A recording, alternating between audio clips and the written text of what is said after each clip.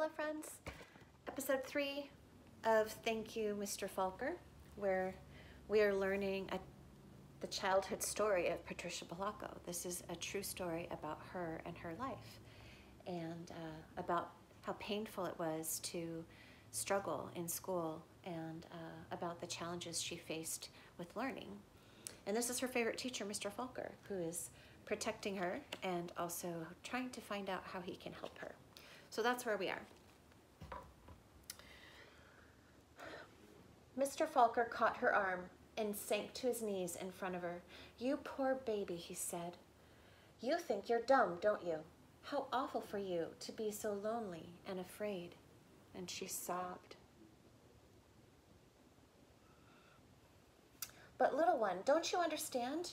You don't see letters or numbers the way other people do.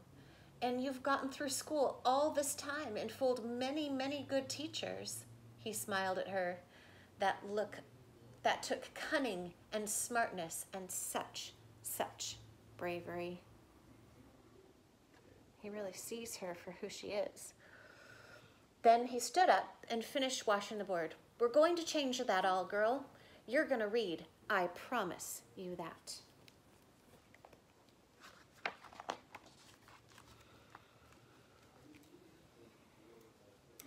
Now, almost every day after school, she met with Mr. Falker and Miss Plessy, a reading teacher.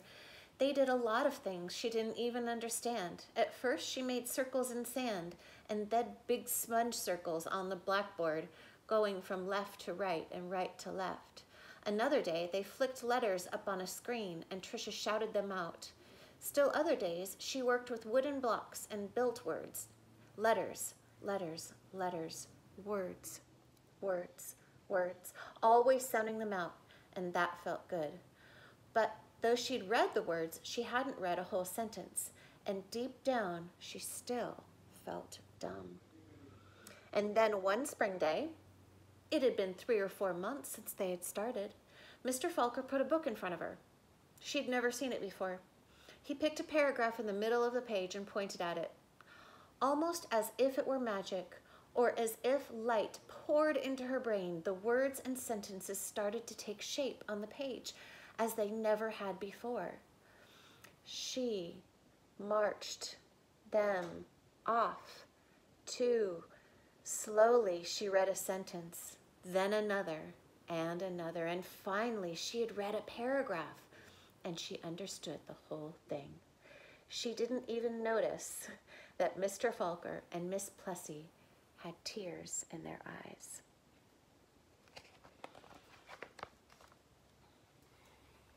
Here's the picture on this page. That night, Tricia ran home without stopping to catch her breath. She bounded up the front steps, threw open the front door, and ran to the living room, into the kitchen. She climbed up in the cupboard and grabbed a jar of honey. Then she went into the living room and found a book on the shelf, that very book that her grandpa had shown her so many years ago. She spooned honey onto the cover and tasted its sweetness and said to herself, "The honey is sweet, and so is knowledge, but knowledge is like the bee who made the honey. It has to be chased through the pages of a book." Then she held the book, honey and all, close to her chest. She could feel tears roll down her cheeks, but they weren't tears of sadness.